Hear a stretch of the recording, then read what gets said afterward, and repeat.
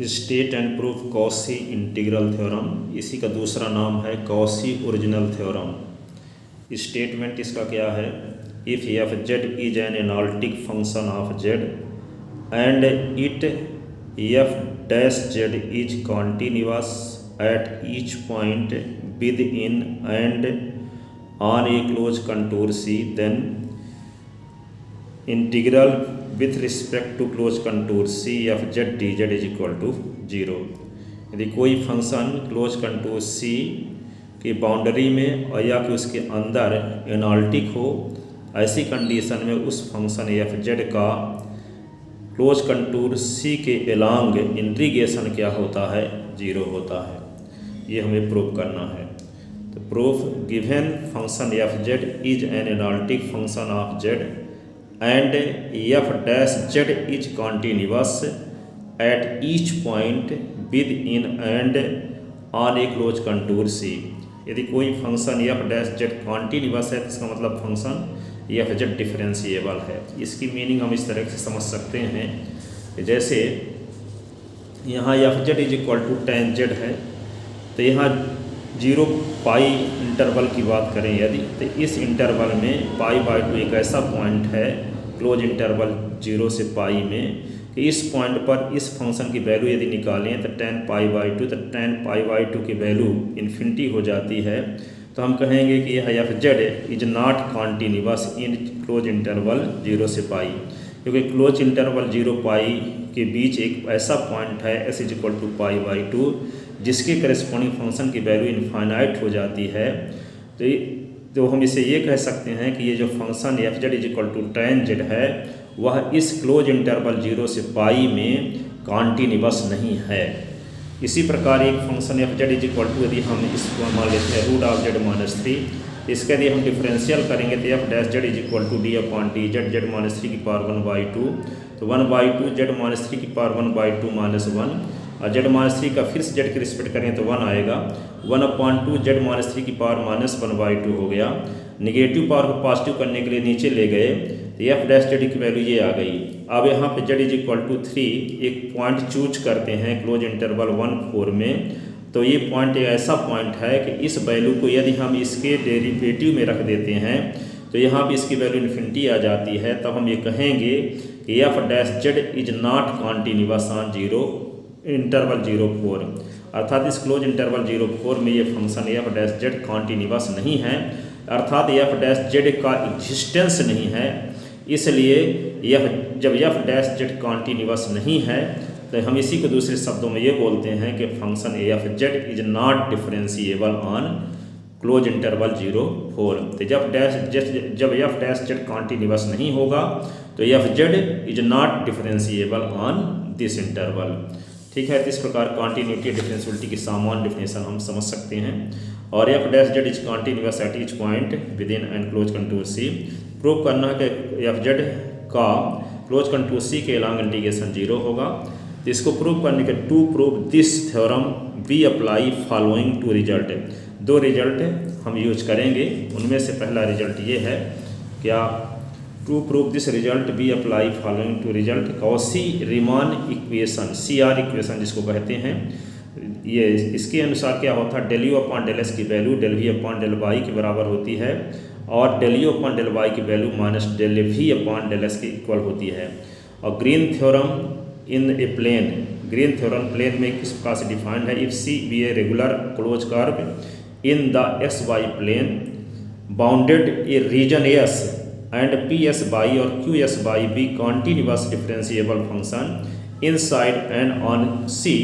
ऐसी कंडीशन में यहाँ पे क्या होगा, PDS QD का क्लोज C के रिस्पेक्ट लाइन इंटीग्रल इस सरफेस इंटीग्रल के बराबर होता है, del Q upon del S minus del P upon del Y के सरफेस इंटीग्रल के बराबर होता है। तो F Z is equal to U plus iota V is an analytic function of Z. तो यहाँ पे एफ जेड क्या है, एनालिटिक फंक्शन है जेड का। तो F dash Z is equal to क्या होगा, del u upon del s plus iota del we upon del x है। तो एफ डैश जेड इसका differential del u upon del S के स्थान पे हम क्या लिख सकते हैं, CR इक्वेशन से del we upon del y यहाँ से, और del we upon del S के स्थान पे क्या लिख सकते हैं, del u upon del y की वैल्यू होती है minus del we upon del S के बराबर, तो del we upon del s की वैल्यू हो जाएगी minus del u upon del y. तो यहाँ पे del we upon del S के del u upon del y लिख दिए।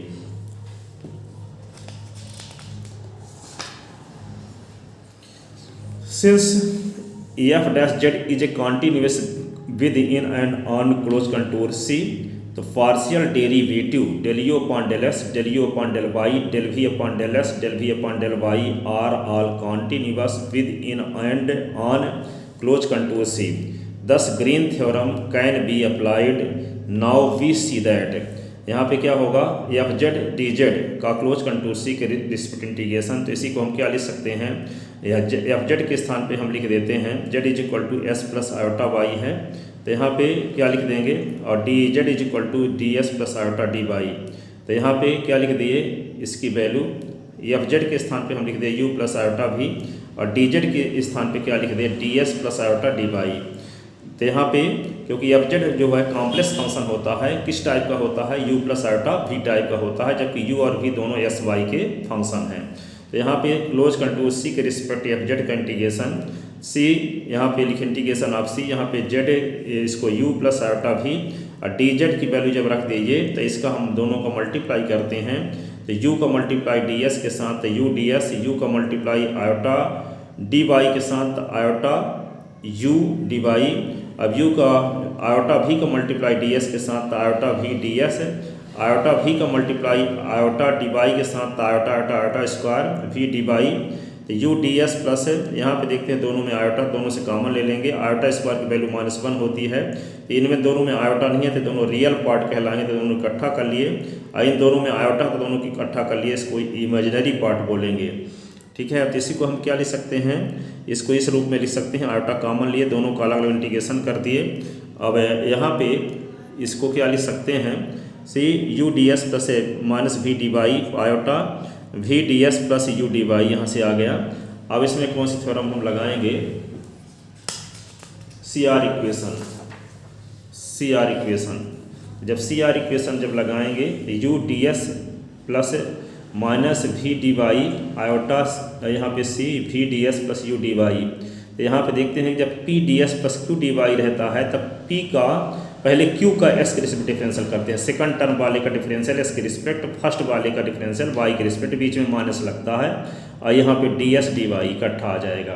तो यहाँ पे इसमें जब लगाएंगे तो यहाँ पे इस क्या आ जाएगा, पहले v का डिफरेंशियल एस के रिस्पेक्ट है, तो del we upon del x, फिर माइनस लगाएंगे, फिर u का डिफरेंशियल y के रिस्पेक्ट, फिर डी एस डी वाई, और यहाँ पे u का डिफरेंशियल s के रिस्पेक्ट है, फिर माइनस लगाएंगे, फिर v का डिफरेंशियल y के respect d s d y. ये ग्रीन थ्योरम से हो गया।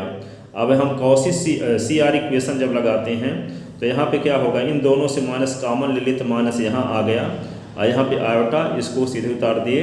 यहाँ पे देखो del u upon del s की value del we upon del Y के इक्वल है, और del u upon del y की value minus del we upon del S के इक्वल है बाई सी आर इक्वेशन। तो यहाँ पे del u upon del y की वैल्यू हम क्या लिखेंगे, minus del we upon del s यहाँ रख देंगे। तो यहाँ पे del we upon del S minus del we upon del s cut जाएगा तो 0 आ जाएगा। और यहाँ पे क्या है, del u upon del s है, तो del u upon del s की वैल्यू क्या है, del we upon del y. तो यहाँ del we upon del y लिखेंगे तो minus del we upon del y दोनों कैंसिल हो जाएंगे तो 0 हो जाएगा। तो यहाँ पे वही रख दिए, तो यहाँ पे होगा ये भी 0 हो गया और ये भी 0 हो गया। तो यहाँ पे माइनस 0 बचा, यहाँ पे आयोटा 0 बचा, तो इसको 0 लिख सकते हैं। So integral function F Z का क्लोज कंटूर सी के along integration f Z D Z is equal to क्या होगा, 0। Hence proved. आई होप ये थ्योरम आपके समझ में आई होगी। यदि ऐसा है तो इस थ्योरम को अधिक से अधिक लोगों को शेयर करें ताकि अधिक से अधिक लोगों का भला हो सके। Thank you.